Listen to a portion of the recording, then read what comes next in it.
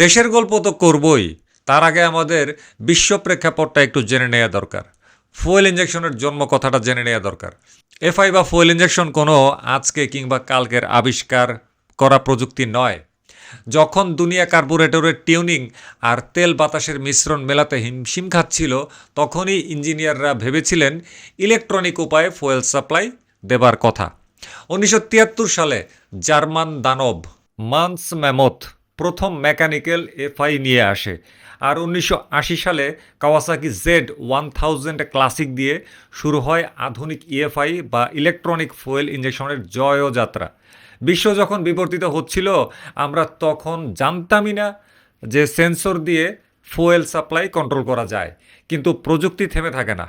বিশ্ববাজারে Honda, Yamaha, Suzuki যখন তাদের সব প্রিমিয়াম বাইকে এফআই বাধ্যতামূলক করেছে, তখন বাংলাদেশ কেবল একটি আধুনিক ইঞ্জিনের অপেক্ষায় ছিল। বিজ্ঞানের জয়যাত্রা কোনো কোম্পানির পেইড পোস্ট দিয়ে শুরু হয় না, হয় লাইব্রেরিতে।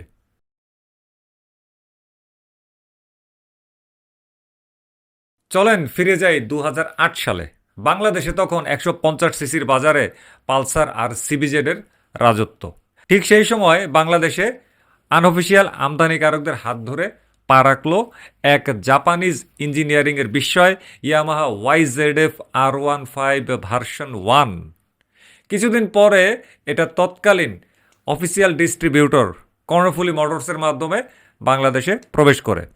এই বাইকটি শুধু দেখতেই সুন্দর ছিল না, এর ভেতরে লুকিয়ে ছিল এমন কিছু প্রযুক্তি যা সেই সময় বাংলাদেশের মানুষের কাছে ছিল এলিয়েন টেকনোলজির মতো। Liquid cooled engine, 6 speed gearbox, delta box frame, আর সবচাইতে বড় বিপ্লব ইলেকট্রনিক ফুয়েল ইঞ্জেকশন বা ইএফআই। আজ যারা সোশ্যাল মিডিয়ায় গলা ফাটায় যে এফজেডএস ভার্সন 2 বাংলাদেশের নাকি প্রথম এফআই, তাদের কাছে আমার প্রশ্ন, 2008 সালে যখন R15 ভার্সন 1 রাস্তায় চলতো এবং মোটামুটি একটা সময় বাংলাদেশের রাস্তায় এটা দেখা গেছে, তখন তারা কোথায় ছিল? নাকি তখন তাদের চশমায় কোম্পানির টাকার পর্দা পড়েছিল?